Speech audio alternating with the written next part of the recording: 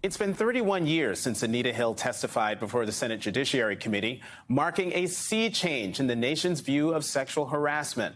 With millions of people watching on TV screens across the country, Hill accused her former supervisor, Clarence Thomas, at the time a Supreme Court nominee, of sexual harassment. For her bravery and courage to come forward, she faced intense public scrutiny and has since used her voice to speak out against gender-based violence. In her book, Believing, Anita Hill takes on the leaders and institutions that stand in the way of progress. And joining me now is Anita Hill, professor of social policy and law at Brandeis University and author of Believing, our 30-year journey to end gender violence. Professor Hill, thank you very much for coming to the Sunday Show. It's a pleasure to be able to talk with you. And it's I'm nice to see you again. Hear what you want to talk about, too. Yes. Well, we want to talk about your there's so book. much going on. I just say there's so much going on in the world that I'm glad we're able to talk about this issue because it is so important. I mean, it's sexual harassment, but it's so much more that is going on in the lives of women and others as well who are experiencing gender-based violence. Yeah. And Professor Hill, you, in fact, you say, quote, pledging to get rid of a few bad apples are all forms of denial, none of which have effective solutions. How do we move towards solutions when the root of the problem is often ignored or misunderstood? Well, first of all, we ignore the root of it. We ignore the significance of it and the breadth of it and the harm that it's causing to us as a society. And as I was saying earlier, there's so much going on in the world that we think, oh, all of those things are more important, whether, when the democracy is at risk, we think that's more important. But what I try to explain in Believing is that our democracy depends on keeping people safe and secure. Mm-hmm. And if they can be subjected to gender violence in any of the settings that we know is happening right now, then our democracy itself is at risk because of that behavior.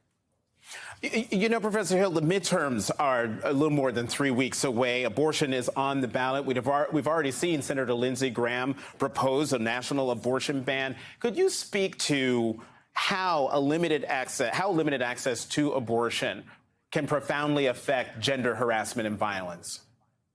Well, limited access to any kind of rights really keeps women back. It holds women back so that specifically with regard to abortion, if you cannot make your own medical decisions about your body at the times that you need to be able to make them, you are going to have a difficulty controlling or obtaining economic security. We know that for women, careers can be very short-lived. And opportunities can be even more short-lived within those careers. If you can't make a choice whether to have a child or to wait to have a child, then you are not going to be able to be sure that you're going to be able to secure that economic opportunity, be able to provide for your families. Maybe you're providing for existing children as well. So,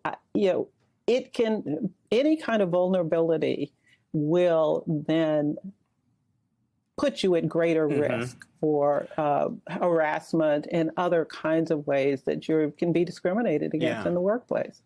And Professor Hill, I was one of the millions of Americans watching 30 years ago when you testified in those hearings against now Justice Clarence Thomas. You put the term sexual harassment into the political lexicon for the nation to hear and understand. Yesterday marked the 5th anniversary since actress Alyssa Milano sent a tweet saying, if you've been sexually harassed or assaulted, write me too as a reply to this tweet. Millions of people around the world responded to it. The Me Too movement was, of course, originally founded in 2006 by Tarana Burke. But what kind of impact do you think the Me Too movement has had?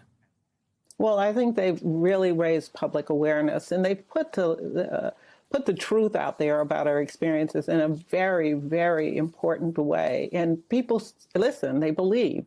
You know, I just read a report by the National Women's Law Center. 22 states have enacted laws to protect against sexual harassment since the Me Too movement.